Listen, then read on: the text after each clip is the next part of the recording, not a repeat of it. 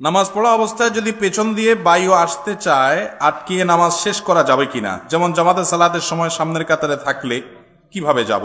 মাজার জিয়ারত করা আর মাজার সিজদা করার মধ্যে পার্থক্য কি? প্রতিবেশীর হক কতটুকু? এরপর প্রশ্ন হলো, অনেক সময় ট্রেনে যাত্রা করি কিন্তু টিকিট কাটি না, নামার সময় ভাড়াও চায় না, তখন ভাড়া না দিয়েই নেমে পড়ি, এক্ষেত্রে গুনাহ হবে কিনা? আবার মাঝে মধ্যে অর্ধেক রাস্তার টিকিট কাটি শুধু। ভাই, বান্দার হক নষ্ট করলে গুনাহ শুধু হবে না, এমন গুনাহ হবে যে গুনার মাফ আল্লাহ নিজে করবেন না, ওই বান্দার কাছ থেকে কিয়ামতের ময়দানে মাফ নেওয়া ছাড়া উপায় থাকবে না।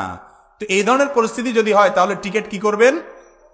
কথার কথা 50 টাকার টিকিট ফাঁকি দিয়েছেন, বুঝেন নাই তখন, এখন আল্লাহর ভয় আসছি যে ট্রেনের টিকিট 50 টাকা ফাঁকি দিয়ে আপনি চলে গেছেন, টিকিট কাটেন নাই, ওই ট্রেনের টিকিট এখন 50 টাকার স্ট্যান্ডিং টিকিট কিনবেন, কিনে ওটা ছিঁড়ে ফেলে দিবেন, ট্রেনে আর উঠবেন না।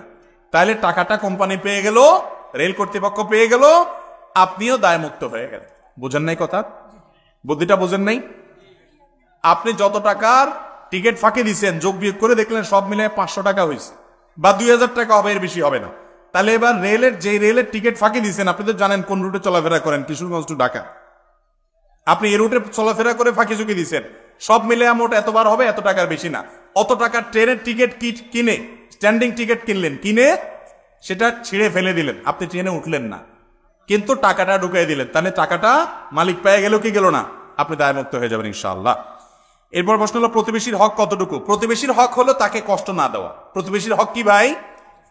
আপনার কোনো আচরণ দ্বারা যেন সে কষ্ট না পায়। আপনি জোরে কোরআন তেলাওয়াত শুনতেছেন, তার ঘুমের ক্ষতি হচ্ছে, এটা প্রতিবেশীর হক নষ্ট। আর গান শুনলে তো কথাই নেই। আপনার কোনো আওয়াজ দ্বারা, আপনার মোরগ দ্বারা, আপনার হাঁস দ্বারা, আপনার সন্তান সন্ততি দ্বারা, আপনার বাচ্চা কাচ্চা দ্বারা, আপনার গরু ছাগল দ্বারা, আপনার নিজের দ্বারা কোনোভাবে প্রতিবেশীর যেন কষ্ট না হয়, এটাই হলো প্রতিবেশীর মেইন হক। নবী করিম সাল্লাল্লাহু আলাইহি ওয়াসাল্লাম বলেছেন, লা ইউমিন ওয়াল্লাহি লা ইউমিন ওয়াল্লাহি লা ইউমিন, ওই ব্যক্তি ঈমানদার না, ওই ব্যক্তি ঈমানদার না, ওই ব্যক্তি ঈমানদার না। কে? মাল্লা ইয়ামানু জারুহু বাওয়াইকাহু, যার প্রতিবেশী তার হাত মুখের ক্ষতি দ্বারা নিরাপদে থাকতে পারে না। অতএব প্রতিবেশী যাতে আপনার ক্ষতি দ্বারায় ক্ষতিগ্রস্ত না হয়, এটাই হলো তার মূল অধিকার। দ্বিতীয় অধিকার হলো, আল্লাহ আপনাকে কোনো নিয়ামত দিয়েছে, আপনার প্রতিবেশীকে সেখানে শরীক করবেন। নবী সাল্লাল্লাহু আলাইহি ওয়াসাল্লাম বলেছেন, গোশত রান্না করেছো, ঝোল বাড়িয়ে দাও, যাতে প্রতিবেশী বাসায় একটু পাঠাও। আমরা ছোটবেলায় দেখেছি বাংলাদেশের প্রতিটা জেলায়, প্রতিটা অঞ্চলে কালচার ছিল, মা চাচিরা ভালো কিছু রান্না করলে, বাজার থেকে ভালো কিছু আনলে, এমনকি ফলমূল আনলে, পাশের বাড়িতে, পাশের ঘরে একটু একটু হাদিয়া পাঠাইতেন। এখন এগুলো আছে আর নাই, সব ইয়ানফসি, সব স্বার্থপর। মোরালিটি, মূল্যবোধ, নীতি নৈতিকতা, আদর্শ, এগুলো আজ মুসলমানদের থেকেও হারিয়ে গেল। অথচ এগুলো ছাড়া ভালো মুসলমান হওয়া যাবে না। মাজার জিয়ারত করা আর মাজার সিজদা করার মধ্যে পার্থক্য কি? মাজার জিয়ারত আর মাজার সিজদা, মাজার জিয়ারত সুন্নত আর মাজারে সিজদা করা শিরক। মাজার জিয়ারত করা হলো সওয়াবের কাজ, আর সিজদা করা হলো কি? গুনাহের কাজ না, শুধু শিরকের মতো গুনাহের কাজ, যেটা একটু আগে আলোচনা করলাম। মাজার মানেটা কি? আমরা মনে করি মাজার মানে হলো বড় কোনো পীর সাহেবের কবর হলে ওটার নাম কি? মাজার। আর আমাদের মতো গরিব মানুষের কবর হলে ওটার নাম কি? কবর। এটা ভুল কথা ভাই। মাজার আরবি শব্দ, এর অর্থ হলো জিয়ারত করার স্থান, মানে কবর, যেটাকে মানুষ জিয়ারত করতে যায়। অতএব সাধারণ কবরও কবর, ওই বড় কোনো আলেমের কবরও কি? কোনো পীর সাহেবের কবরও কি? গরিবের যে কবর, সাধারণ মুসলমানের যে কবর, সেটাও মাজার। আবার যে অর্থে এটাকে মাজার বলছেন, একই অর্থে বড় কোনো আলেমের কবরও কি? মানে জিয়ারত করার জায়গা। অতএব যে কোনো কবর জিয়ারত করা ভালো, কিন্তু সেখানে গিয়ে তার কাছে কিছু চাওয়া বা সিজদা করা, এটা কি না ভালো না, এটা হলো শিরক করা। আমরা মনে করি কবরবাসীর কাছে কিছু পাওয়ার জন্য যাওয়া যায় না, কবরবাসীকে বরং দিতে যান, কি? দোয়া দিতে যান। সালামুন আলাইকুম দারা কওমিন মুমিনিন, তোমাদের প্রতি শান্তি বর্ষিত হোক। দোয়া হলো না তাদের জন্য, এই জন্য কবরে যাবে। জোহরের কিছুক্ষণ আগে সফরে বের হয়েছি, এখন আমি জানি আসরের আগে ওখানে কিছুতেই পৌঁছতে পারবো না, এক্ষেত্রে জোহরের নামাজকে আসরের সাথে পড়তে পারবো নাকি কাজা হয়ে যাবে? সফরে জোহর, আসর এবং মাগরিব, এশা, এগুলো মুসাফির ব্যক্তি জমা করতে পারবে কিনা, অর্থাৎ একত্র করতে পারবে কিনা, এটা নিয়ে ফুকাহাদের মধ্যে মত পার্থক্য আছে। ইমাম আবু হানিফা রাহিমাহুল্লাহর গবেষণা অনুযায়ী, কোন হাদিস অনুযায়ী উনি গবেষণা করে ওনার থট বলে যে না, মুসাফির সফরে জোহর, আসর এবং মাগরিব, এশা এই ওয়াক্তগুলো একটাকে আরেকটার সাথে মিলিয়ে পড়বে না, তবে জামায়ে সুরি করবে। জামায়ে সুরি কি? দৃশ্যত একত্র করা, জোহরকে লাস্ট ওয়াক্তে পড়া, আসরকে ফার্স্ট ওয়াক্তে পড়া, এটাও এক প্রকার জমা। এটার প্রবক্তা ওনারা।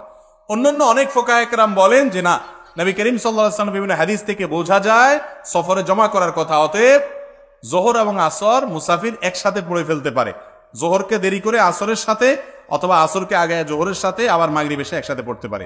এই দুই রকমের মত ফুকায়ে কেরামের মধ্যে আছে এবং এটা নিয়ে আমাদের মধ্যে অনেকে আছেন সুবিধা নেওয়া জায়েজ নাই। মাসআলা যেখান থেকে যেটা সুবিধা হলো সেখান থেকে সেটা নিয়ে নিলেন, এটা হলো আপনার প্রবৃত্তির অনুসরণ, কোরআন হাদিসের অনুসরণ হবে না। এরকম রোগ আমাদের মধ্যে আছে না নাই? যেখানে যেটা সহজ হয় সুবিধা হয় ওখান থেকে ওটা শুধু নেই, আছে না? এটা করা যাবে না। আল্লাহ আমাদেরকে বোঝার তৌফিক দান করুন। নামাজ পড়া অবস্থায় যদি পেছন দিয়ে বায়ু আসতে চায় আটকিয়ে নামাজ শেষ করা যাবে কিনা, যেমন জামাতের সালাতের সময় সামনের কাতারে থাকলে কিভাবে যাব? দেখুন, সালাতের মধ্যে যদি কারোর বায়ুর প্রেসার চলে আসে অবশ্যই তিনি সেটা ধরে রেখে সালাত আদায় করবেন, এতে কোনো অসুবিধা নাই। কিন্তু সালাতের আগে ধরেন সালাতের বাকি আছে আরো 10 মিনিট আর সময়টা হলো কনকনে শীতের সময়, আপনার বায়ুর প্রেসার আসছে, তখন যদি আপনি চাপাচাপি করে ধরে রাখেন যে 10 মিনিট আমি যদি পার করতে পারি, সাথে আর 5-7 মিনিট যোগ করলে এই 15-20 মিনিট একটু সহ্য করতে পারলে আমার আর ঠান্ডা পানি দিয়ে উজুটা করা লাগে না, এই চিন্তা থেকে যদি আপনি চাপাচাপি করে আটকায় রাখেন তাহলে সেটা কিন্তু গর্হিত কাজ, সেটা কিন্তু ভুল অন্যায় কাজ। কারণ আপনার এই চাপাচাপি করে আটকায় রেখে যদি নামাজ পড়েন নামাজে মনোযোগ থাকবে না। কারোর অসুস্থতা আছে, বয়স্ক মানুষ, পানি খুব ধারে কাছে নাই, এই মুহূর্তে নামাজ না পড়লে অসুবিধা হয়ে যাবে, এরকম এক্সক্লুসিভ ভিন্ন কিছু থাকলে, এক্সট্রা কিছু থাকলে ভিন্ন কথা। সচরাচর এই শীতের সময় আমরা অনেকে চাপাচাপি করে উজু ধরে রাখি, অনেকে আবার এটা নিয়ে বাহাদুরি দেখায়, আজ জোহরের সময় উজু করছি আমি, ওইটা দিয়ে কি পার করে দিছি, এশা পার করে দিছি। হ্যাঁ, যদি আপনার পেশাবের বেগ না আসে, বায়ুর বেগ না আসে, আপনি পার করেন, অসুবিধা নাই। কিন্তু বেগ আছে তাও আপনি ধরে রেখে বীরত্ব জাহির করতেছেন, আপনি বীর না, আপনি বীরু। বীরু বুঝছেন, মানে কাপুরুষ। কাপুরুষ কেন? একটু ঠান্ডা পানিতে আপনি ভয় পেয়ে যাচ্ছেন, এত ভয়ের কি আছে? এ পানি লাগলে কি মারা যাবেন?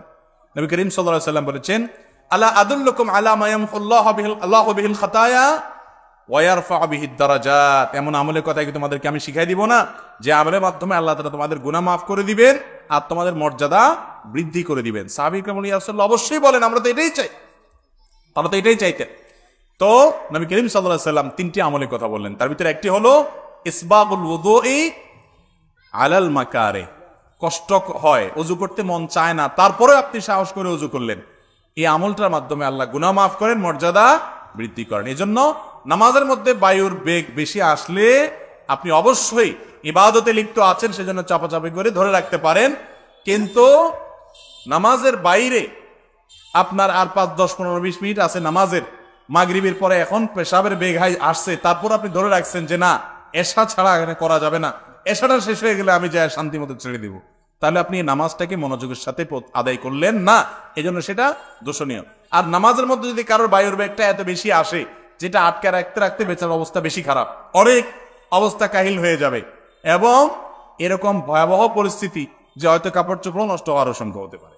এরকম যদি হয় তাহলে তার জন্য ওইটা ছেড়ে দেওয়া কি হবে না, গুনাহ হবে না, জায়েজ হবে ইনশাআল্লাহ।